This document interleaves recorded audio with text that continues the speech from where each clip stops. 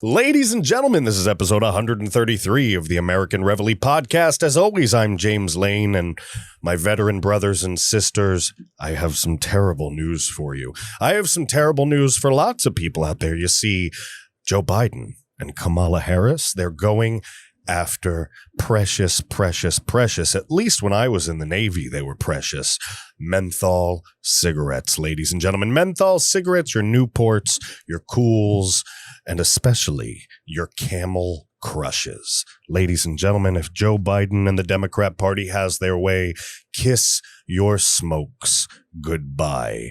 When I was in the military, this would be like a mutinous offense. Seriously, like an absolute mutinous offense. You're taking away people's smokes? Are you out of your mind?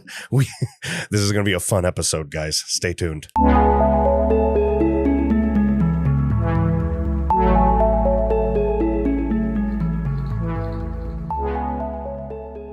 How the hell do I get eyes like that, Riddick? First, you gotta kill a few people. I can do that. Then you gotta get yourself sent to a slam where they tell you you're never gonna see the light of day again. You pay a dirty doctor 20 menthol cools to do a surgical shine job to your eyes. So you can see people sneaking up on you in the dark? Exactly. Ladies and gentlemen, guess that movie. Folks, if Joe Biden has his way, there won't be any menthol cools left for the surgical shine job to your eyes in the future. Listen, Elon Musk is taking us to Mars. How far away is pitch black? Wouldn't that be funny if we got to Mars? They're like, what's this laboratory doing here? Hey, why does this thing say there's an eclipse every 23? Oh, shit. Anyway, folks, episode 133. Sci-fi fans out there will appreciate that movie reference. I did the best I could there, okay? I did it on the fly. It's not like I sat here and did 100 takes, all right? You're not gonna, I got a lot of podcasts and stuff to record. I've been in excruciating hip pain, excruciating back pain, getting an MRI, that's coming up. Been going to the chiropractor, getting stuff looked at, stuff fixed. They think I might have a herniation. And then in the front, where my diaphragm there's a type of hernia that's up in your diaphragm, and your stomach can literally come through that hernia, right? And cause you to like be sick for years. So for the past, I'm going to say something I haven't said on the podcast before. For the past literally a year, maybe a year, probably it's happened before the pandemic started. So a good year and a half plus, something like that. I've literally been nauseous every day. It's gotten worse and worse to the point where we thought it was acid reflux and GERD and all these other things. I feel like if I drink water at 9 a.m., like warm water, a sip, I'm going to throw up everywhere. It's just getting worse and worse. It's unbearable. It's coming to a point where it's really interfering with my life, along with my back problem. I mean, it's a whole rigmarole of crap that I'm trying to Frankenstein myself together from. But, I went today to the back doctor, and man, he's a smart dude. He looked at a lot of different things, and I told him about that just in conversation because I have a gastro CT scan coming May 17th with color so they could see what the hell's finally wrong with my stomach. And he's like, oh yeah, it's this, what is it called? Like a high natal hernia or something like that. I'd have to look it up again. But apparently, like I said, you can literally rip a hole in your diaphragm, your stomach slips through, and part of it ends up in your esophagus. I thought it sounded crazy, but I have every single symptom to the T. So hopefully we'll get that fixed. He literally said you can sometimes avoid surgery by drinking like a gallon of water down and then locking your knees and jumping up and down. Just jump as high as you can and a high impact landing, because apparently like your stomach will fill up like a water balloon and go thump, thump, right back out. I don't think that's happened. I've tried it a few times. No, I don't think it's happened because I'm still nauseous. But anyway, I don't know. I don't know if that's the case. I hope that's the case. I mean, if you look long enough, if you look deep enough and long enough on WebMD, you'll literally get to AIDS and flesh-eating bacteria. I don't have to worry about AIDS. I'm married. I have kids. But flesh-eating bacteria, even I don't change the water as much as I should. So who knows? Who knows? Hopefully it's not the flesh-eating bacteria. I'm literally walking around like, how the hell did I hurt my hip? I could barely get out of bed yesterday. My hip was so crappy. So crappy. And I'm like, oh, how the hell did I hurt my hip? And I'm looking through WebMD. It's literally like, well, a flesh-eating bacteria that starts in the coccyx can work its way into the hip joint. And I'm like, really? Really? Just going to get up, take a piss, and my leg's going to just fall off. They're like, oh, great. I think that's how one of those movies, wasn't there a part like Dracula Dead and Loving It, or one of those movies somebody was alive but they started decaying? Was it like the original Buffy the Vampire Slayer movie? There's some movie out there. It might be a comedy. Anyway, I don't want to go too far down the rabbit hole, but I used to smoke cigarettes. Any of you guys smoke cigarettes out there or used to smoke cigarettes once upon a time? I quit on March 8th, 2018. I haven't had a cigarette ever since. I promised my wife if she'd gotten pregnant, I would quit smoking. She got pregnant. I quit smoking cold turkey, didn't touch it after that. Do I still crave it? Yes. Can I say that again? Yes. Oh, I would love a smoke. Oh, that's the honesty. I'm not going to virtue signal like some little b-boy. All right. I'm not going to kiss your butt and tell you, oh, smoking's bad and you shouldn't do that. It causes cancer. I don't recommend it. If you have never smoked, I don't recommend you start smoking. But, the smell, the taste, I don't give a crap what you think. It smelled good. It tasted good. I didn't start smoking till I was 25 years old. Check this out. All right. Now, I did my share of craziness in my teens. I've tried all kinds of things, done all kinds of things. We got wild stories, ladies and gentlemen. You want to do podcasts on that? We got wild stories, but I didn't really smoke cigarettes. Didn't smoke cigarettes. All right. But I joined the military late. And it's Great Lakes, Chicago, that northern Illinois Great Lakes. It's like 40 minutes from Chicago. It's winter, Christmas time. I'm in the barracks. It's snowing. It's cold. I'm older. You don't really know anybody. I'm in boot camp, 25, 26 years old with a bunch of 18, 19-year-olds, a couple people, one closer to my age, but I was the oldest. So you end up kind of a loner sometimes, right? And it got lonely. People are gone for Christmas break. People are, and you look out the window of the barracks and where is everybody at? If you're a veteran, you know exactly where everybody is at when it's 10 freaking degrees outside and everyone's stuck at the barracks in Great Lake, Illinois, or on any military base. Everybody's on the smoke deck. That's right, on the smoke deck. So went down to the smoke deck. Nobody would really talk to me. Eventually, like a kid, like a 12-year-old, eventually I started pretending to smoke cigarettes. People start talking to me, but they notice. People talking trash, right? Talking trash is a good old Bacon. That was my nickname in the military, Bacon. I miss that name. It was a good nickname. I was once delicious like bacon, ladies and gentlemen. Listen, eventually you just start smoking. If you stand on the smoke deck long enough with a cigarette in your mouth, pretending to smoke, eventually you start smoking. And my cigarette of choice were those Camel Crush, the ones with the little, you pop them. Isn't that satisfying? You got the thing and and it goes pop. And you're like, oh, extra menthol. Yeah, baby. Ooh, give me that sweet menthol and nicotine. Yeah. All right. So you get that. If you're feeling like you've smoked too many, I was up to like a pack and a half a day for a while there, especially, you're like out to sea for little things. And anyway, and you can use cigarettes to barter on the ship too. That's kind of cool. That's a whole other podcast as well. But that was my thing, man. Smoke in the morning, smoking in the evening, smoking at breakfast time, smoking after sex. Smoking is the best, better than all the rest. I smoked and I loved it and I quit. All right. But the government doesn't have a right to tell me if I can smoke or quit. Do they? Do they have a right to tell you if you liked my cigarette smoking rendition? If I gave you memories, if I give you chills down your spine, if I reminded you of that sweet butt in your mouth, do me a favor. All right. And when I say sweet butt in your mouth, I'm talking about a cigarette butt. That other conversation is an 18 plus conversation. It's meant for another show at another time, not for my show. Okay. So that butt in your mouth is referring to cigarette. I had to. I shaved my face. I think it makes me funnier.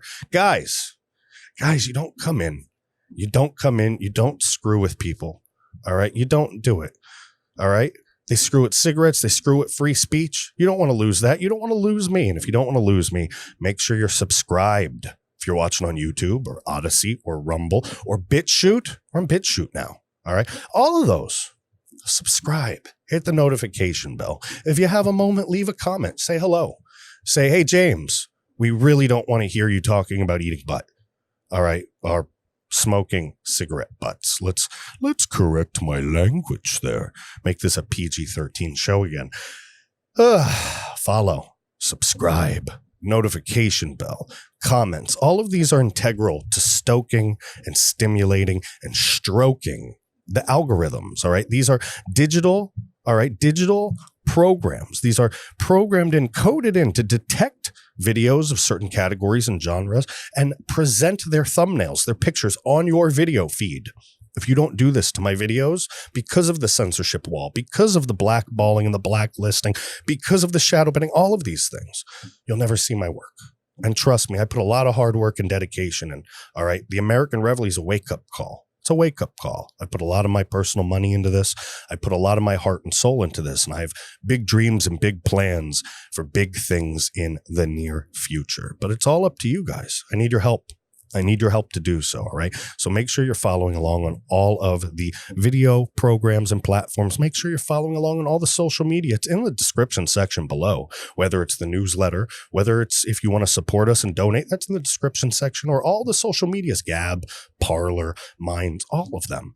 I am at American_Reveille on most platforms, Gab, Parler, Instagram, all that stuff. All right. The only one is Parler is a little different. Parler is at the James Lane, but you can find me all over. All right, guys, you can find me all over. Just look right in the description section or just leave a comment and ask me.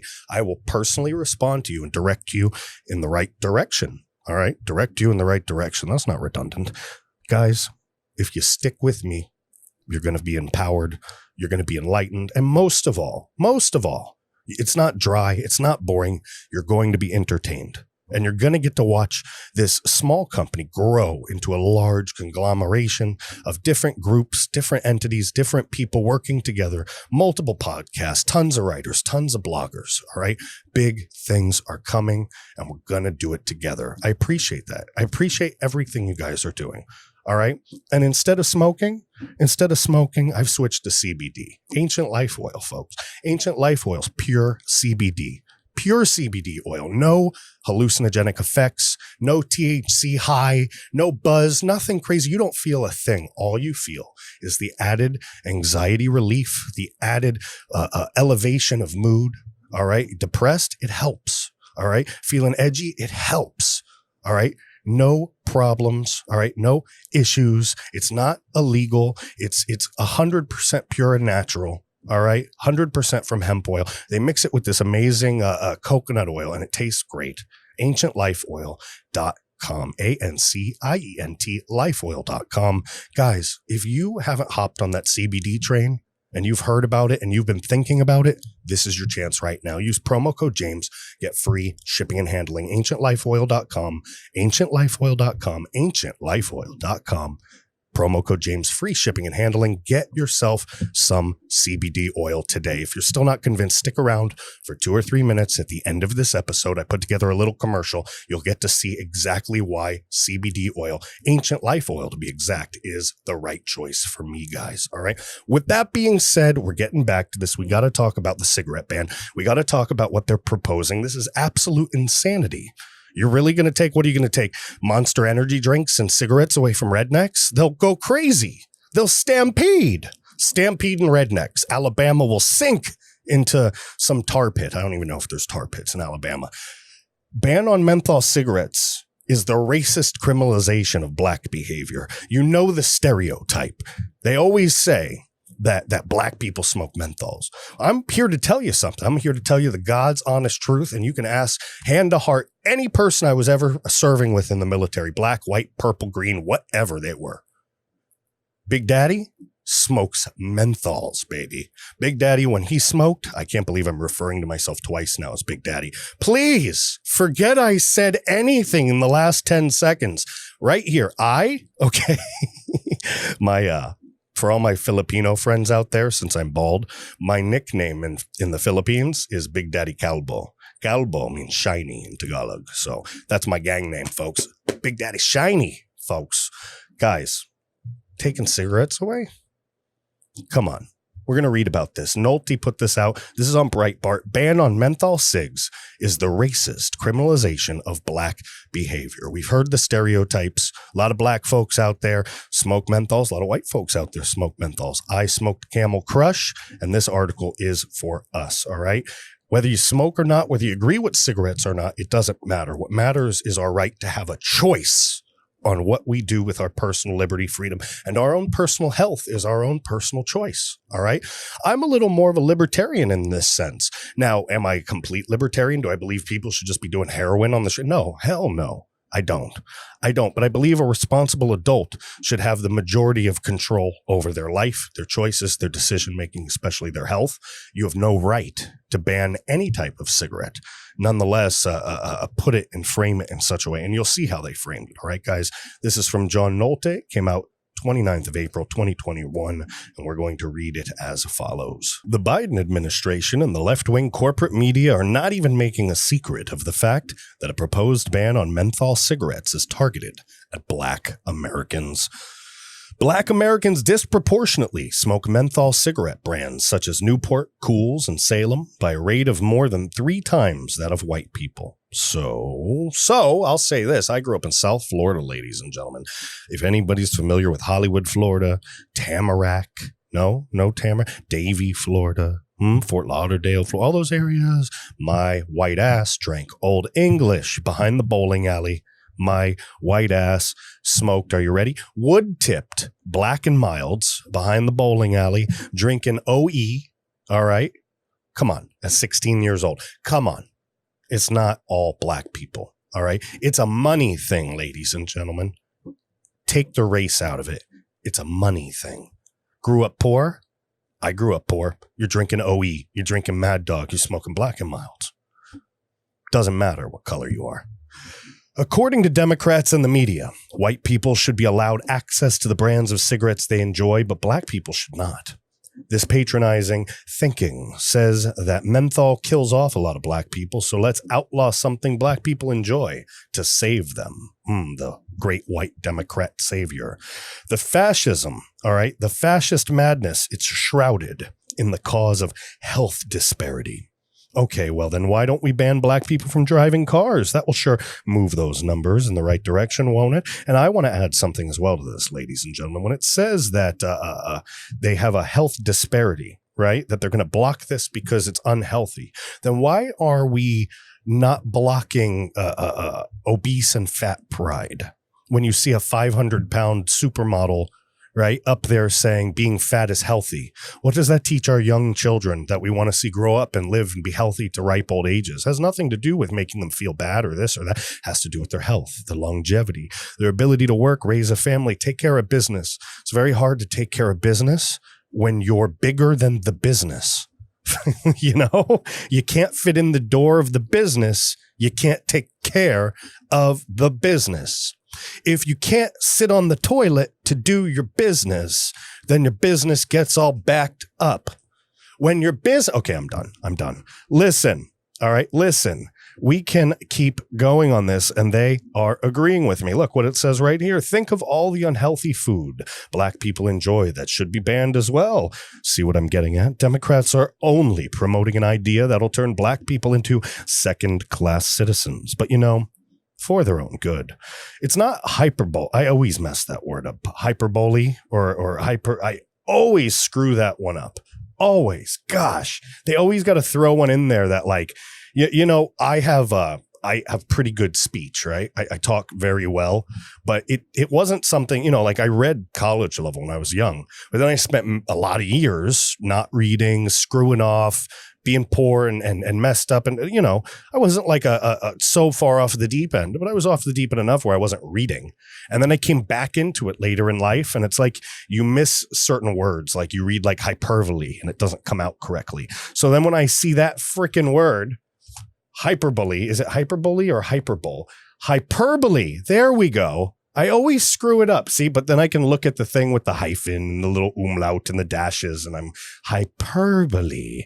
Hyperbole is the use of exaggeration as a rhetorical device or figure of speech. See, ladies and gentlemen, you come to the American Reveille and you learn a thing or two. You learn a thing or two about hyperbole. All right. You learn that my ass with my wonderful voice can't say one word and get through a sentence right there. I can say a lot of other words, though, so it's okay. If you ever work for me, I want you to know, if you put the word hyperbole in anything you write in your research that I'm supposed to read on the air, I will instantly fire you. I'm totally joking. If you really want to laugh, right? I actually just went into that whole big speech. This is some movie magic. Are you ready? I'm going to let you in on a little secret. I went in on that whole big speech about hyperbole because I actually lost my place. Okay. So I'm talking, going on and on, researching the word hyperbole, all that stuff. Right. And I'm going on and I'm just completely just riffing, improving so that I can find my place. That's why I'm looking over here to the left. That's how it works, guys. Movie magic. You're thinking of starting a podcast. You better get your chops up. It's not hyperbole to say that under the cloak of do-gooderism, Democrats are bringing back Jim Crow, creating a world where white people will continue to get what they want while black people do not. What's more, out of one side of their mouths, Democrats and the media rage against systemic racism that exposes black people to unnecessary contacts with the law enforcement. But out of the other side of their mouths, Democrats and the media are looking to criminalize something as petty as the brand of cigarettes a black person chooses to smoke. You know how insane this is? I do know how insane this is. It was proven how insane the left is after Tim came out. Senator Tim Scott came out, right? And he made that beautiful, beautiful speech in response to the Biden gibberish where he went on forever in that monotone voice until everybody tuned out so he could take the last 15 minutes to let you know that your constitution isn't permanent and we're going to socialism. Thanks, Joe. I know exactly how insane it is because the Democrats are the former slave-owning racist descendants. That's pretty much. A lot of them are. Democrats were the slaveholders. Democrats were the racists, and they still are. They just hid it very well for a while. They found a new way to enslave people, the poor to be exact. They enslaved them to the teat of the government. All right. That way, nobody sees your chains. Nobody's coming to free you, ladies and gentlemen. Nobody is coming to free your mind. Morpheus is on the Ebenezer. What is it? The Nebuchadnezzar? Yeah, Nebuchadnezzar. Was it that? I'm thinking of Ebenezer Scrooge. The Nebuchadnezzar or something like that. He's on his hovercraft looking for Neo on another planet somewhere.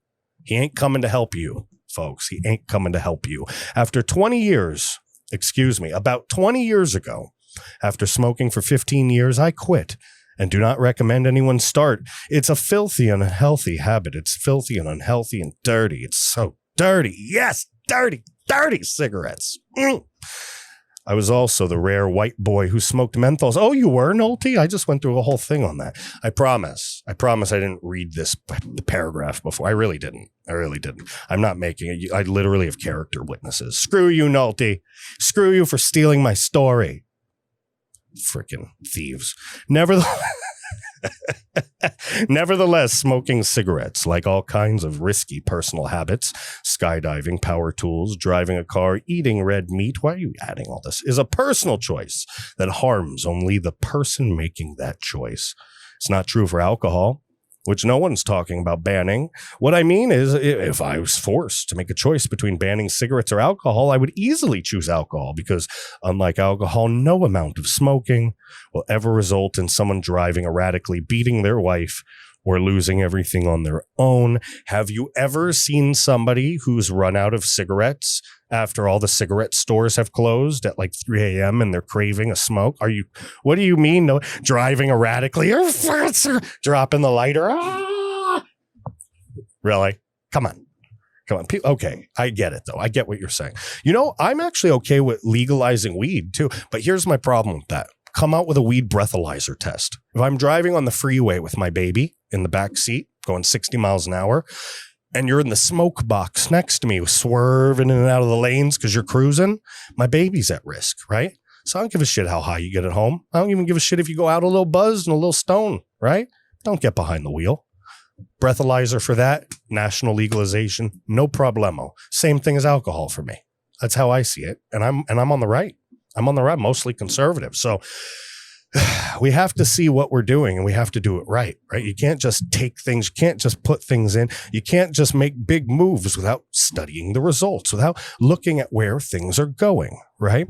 So why are they wasting their time banning cigarettes of all things? They've been trying to do this for years. They've been trying to do it for years, ladies and gentlemen, years and years and years. Just tell me how much a pack of smokes is in New York City. All right. I remember when I used to smoke and I traveled to Chicago for business because I do travel around for business and stuff. I'll be in Chicago May 11th to May 17th, by the way, if anybody's up in that area and there's some good stories or scoops or some interesting business to be had, let me know, ladies and gentlemen, because I'm always working and always ready for a good story, a good interview, a good podcast, a good business deal. American Reveille Podcast is a unit of American Reveille LLC. Thank you. All right. Guys, cigarettes do not alter your consciousness. Oh, but marijuana does. The Democrats sure are eager to legalize weed. And one of the reasons they cite for marijuana legalization is to decrease the reach of the criminal justice system. In fact, a whole bunch of Democrats like the idea of putting an end to punishing people for the personal possession of drugs, all drugs to be exact. But God help you if you're caught with a pack of Cools, ladies and gentlemen. Outlawing menthol cigarettes will not make them go away. In the same way prohibition blossomed thousands and thousands of outlaw distilleries, the prohibition of menthol cigarettes will do the same, which will almost certainly result in more law enforcement action against black people. Let's have a serious conversation real quick between you and I, all right? Get real close. All right, you ready? Are you listening? Tell me, how good do you think a bootleg menthol cigarette during the menthol cigarette prohibition of 2035's got a taste? Holy shit. There's these cigarettes. I gotta look them up. Pardon my language. That's the veteran in me just popped out. There's these really fancy menthol cigarettes. They make them in New York. All right. And I really loved them back in the day. They were a super treat. You never get them. They're like super, like, upper class Manhattan freaking rich white person menthols. All right. I say that in a loving way because that's what you would call just some, from my neighborhood when I grew up. All right. As a white kid, right. As a white kid growing up poor, back and forth, one day you're poor, one day you're doing okay. One day you're homeless. One day you're getting the shit kicked out. One day, great childhood. There was cigarettes, all right? And you only saw from my hood, my neck of the neighborhood, you would go, man, those rich ass white people smoke, right? That's so don't give me shit. Don't call me racist. I will Dana White your ass. Seriously. Speaking of white, I will Dana White your ass. If you come at me with Twitter hate and all that shit, thank you. Thank you for the free publicity because I'm going to laugh at you. I'm going to laugh at you and I'm going to tell you to F off because that's how I'm going to operate my business forever. So good luck. Good luck, ladies and gentlemen. What are these cigarettes called? Fancy. Let's see. Maybe if I could just do it like this. Fancy menthol cigarettes from New York. If this thing pops right up, will it pop right up? Is it gonna? Where are they? New York menthol. No. Oh, come on. They're super freaking. Maybe I'll see them in here. No, that's just Newports. Sure thing. Benson and Hedges, Virginia Slims. You guys are getting a whole cigarette education right now. A whole education right now. Oh, that's horrible. You see that picture up there when you're in other countries, like when I was in the Philippines or in Japan, they literally print like on one side of the pack, like a dying child or someone literally like choking to death from cancer. It's really horrible to look at the cigarette box and then you still smoke them anyway. Boom. That's the cigarette. Are you ready? I just remembered them. These, if you're a smoker, all right, this is terrible. I'm not promoting this. If you're under a certain age, those are cigars. That's not what I want to show you. Menthol. If you're a smoker or not a smoker and you're an adult and you want to just try something, all right, this pack right here, Nat Sherman Classic Menthol, diggity doggity dog. That is the cigarette right there. That is the cigarette. That's the best menthol cigarette you've ever had in your entire life. I guess this episode is 18 and up now. If you're under 18 or you've never smoked before, again, I don't recommend you smoke, but if you're a smoker and you want to experience the pinnacle of menthol, Nat Sherman Classics. Go to the smoke shop on the Indian Reservation or order them online. You're not going to find them at the gas station. You're not going to find them at Walmart. They're hard to find. You got to go to a smoke place. All right. They are a tasty. That is a tasty menthol. It is. It's a delicious menthol. Let me know if you've ever smoked them. Let me know if you try them. Put it in the comment section below. Screw it. If they're going to censor me for talking about COVID-19 vaccines and crap, I might as well talk about cigarettes. They might as well censor me for something classic, right? Nat Sherman Classics, man. They didn't sponsor this. They didn't. But you know, if they called me and wanted to, they are made in the USA. I might just take them up on their offer. My parents are from New York. All right. Look, let's get back to the topic. All right. We figured out the cigarettes. We know where we are. We're reading outlawing menthol cigarettes, prohibition. We talked about that. More law enforcement action against black people because it's illegal. After decades and decades of public health campaigns, including a warning right on the package that says cigarettes will kill you. We all know the risks. So now it's time to treat every American, black and white, alike as informed adults capable of making our own decisions about the risks we wish to take when it comes to our own personal idea of what quality of life means to us as the individual, guys. We all want to live to be 100, but some of us don't want to live that long if it means 100 years without sugar, cheeseburgers, and the morning bite off that first drag of a menthol Newport 100. God, the extra long ones, by the time you get to the last two drags, you're like,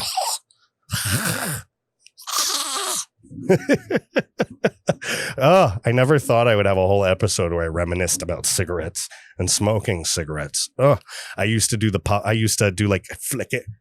The cigarette. Sometimes the cherry would pop off of the cigarette and would go whoo in two different directions.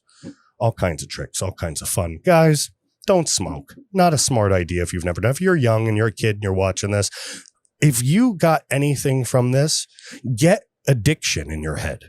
All right. Think about this. Think about how fondly I talked about those cigarettes. I haven't had a cigarette since 2018. All right. Since, March 8th, 2018. I haven't had a cigarette. I'm craving them right now. That, my friends, that is strong. That is power. That's addictive. That is a cigarette, ladies and gentlemen. All right. Years later, you're still thinking about it. All right. Folks, I don't recommend it, but boy, oh boy, did I live it, love it, and enjoy it once upon a time. And I stick up for all menthol smokers out there. Even if I don't smoke anymore, even if I don't think you should start smoking, you have a right to take your life into your own hands, all right, and to enjoy your life. And if smoking a cigarette here and there or smoking a half a pack a day makes your life enjoyable and makes you happy, well, then what's the point of living to 100 if you're freaking miserable?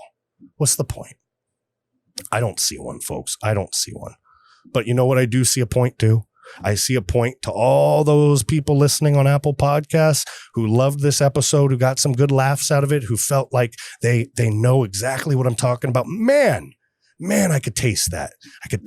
And for those who don't know what I'm talking about, they could imagine it. They could feel it. They could picture it because I described it to them. If you really loved what you heard, head over and give me a 5-star rating on Apple Podcasts. Please leave a comment. And that 5-star rating makes a big difference. We get in the algorithm. We move up the Apple Podcast rating, and we can help other patriots become enlightened, become empowered. We can do it through entertainment. We're taking hold of the narrative like a bull, like the wild bull.